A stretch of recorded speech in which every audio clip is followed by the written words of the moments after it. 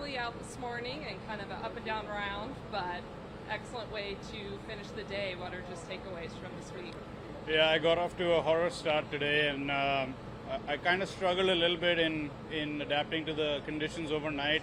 I think with the rain, the golf course played more like, how it usually plays on a Thursday in the years past. This week has just been firm and fast, and I've enjoyed that. And today, I think I was a little off with my yardages. And I think the key here is to leave yourself in good spots. I didn't do that early in my round, and it was nice to finish strong. I know I needed to make a few birdies coming in just to be safe for the playoffs, so that feels good. Yeah, what's the takeaways from those birdies that you're going to take momentum? No, I feel like I've been playing well. I just haven't, put it all together. I think it's been a case of, having these 5-6 holes, in the middle of my round that I've let the momentum slip or haven't taken the opportunities, and that's meant the difference between a 3 or 4 under and a 6 or 7 or 8 under on a good day, and on a bad day, I come in shooting even par or 1 over instead of still being able to shoot 2, 3, 4 under. So I think I've got to clean up a little bit and try and make sure I keep the momentum, make some make fewer mistakes, especially from the fairway. Anirban, 3 over through 6 holes. How are you feeling at that point about?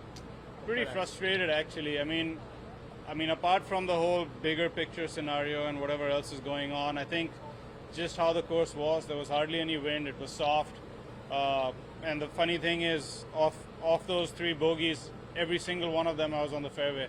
I bogeyed the first hole with a wedge in my hand. I bogeyed the second hole with a 9-iron in my hand, and then I 3-putted 6. I 3-putted 5. So I think the first 6 holes, it was just it was going downhill, and I had to kind of really gather myself and kind of center myself and get back to doing what I've been doing well. I didn't really do a lot wrong in those 6 holes, but that's the difference between being a couple under and a couple over if you don't score, if you don't make those 6-8 footers, and that's what basically happened today. What do you compare the pressure of this week to? Quite frankly, anyone from the Korn Ferry category has pretty much played this whole year with a gun to his head. Just in terms of the number of starts most of us have got, it's been a really difficult year. Coming out of COVID last year, guys hadn't played a lot. And even though we've had, 50 tournament long season, the average number of tournaments that someone from the Korn Ferry category like myself played has I think, gone down. And it was fortuitous that I started well in the fall. But, again, coming out early this year, I had a bad patch, then I had COVID, I missed a bunch of events. So, pretty much from when I tried to get my strength back and tried to get back to playing competitive golf, by the time I could find my feet, it was mid to late June, and I got COVID in April. So, I missed a 2-month period there where I was, realistically speaking, being able to compete. So I've had pressure for a while now, so this is not something new, and I think in a way it's been a good preparation for me, because I feel like I'm playing well. It's a matter of time before I can start putting it together and I actually get into contention. And whether you need to do something to make the cut or make the playoffs or keep your card or win, it's still the same thought process, like I gotta do this, and I've been able to do that these last few weeks, and that's a huge confidence booster and a huge positive for me going forward. To follow up on that, a lot of people tell you, I don't like to think about having to make birdies or have to shoot a certain score. Your back was very much to the wall today after the 6th hole. You knew that, so do you think you're pretty good in that situation? See, I think everyone's wired differently. There's a lot of guys who don't look at the leaderboard and they're like, no, I'm gonna play it as I find it, and that's what we try and do. But I personally, I don't buy into that on a Sunday afternoon. Yeah. It's whether you like to admit it or not, it's not how it works when you have 6 or 8 or 9 holes left and you're 3 back. You're not going to hit the percentage shot. If you know you need to shoot 3 under on the last 4 or 5 holes, you have to go at it. Yeah. I mean, at the cost of not being, stupid by putting yourself in a place where you could drop a shot. Yeah. So you have to think, differently. The perspective changes from a Thursday to a Sunday. So for me personally, I had my eye out. In fact, I knew after I missed that putt on 15, I had an easy putt for birdie. I knew I needed to make at least one more to make sure that if someone makes a late charge, by some, and it's happened before, guys coming in, they can either go this way or that.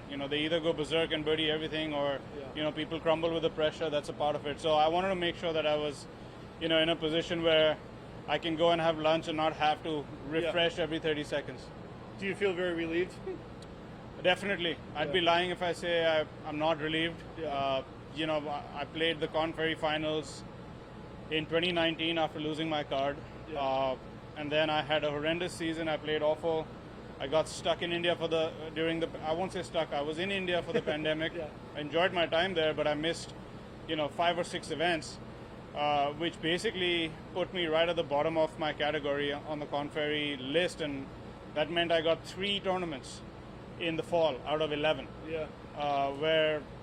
And you have to, play well and reshuffle, which I managed. So it's been 20 months of grinding.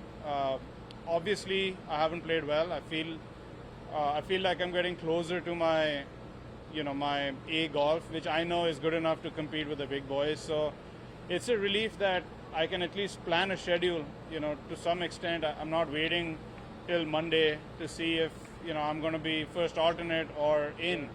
And that's been the case a number of times in these last 2 years. So that's definitely something that I'm not looking. I'm happy that I don't have to look forward to that.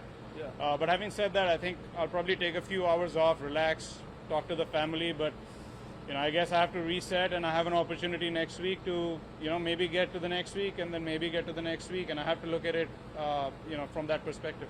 Then you touched on, I don't think I realized you got pretty sick from COVID, huh? That's right. Yeah, I didn't know that. I lost like 15 pounds in 11 days, and I lost a lot of speed. Just to kind of, like I said, I got sick in April, the week of Hilton Head Heritage, and that was, I think, early April or mid-April, just after Augusta.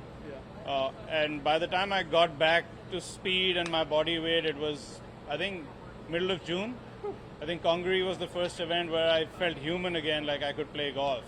So if I was to look at that, it's like 6 events that I could have played and competed in that I was not able to.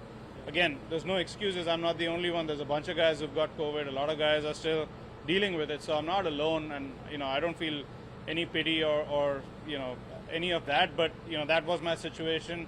I had to accept it, deal with it, and do what I needed to do.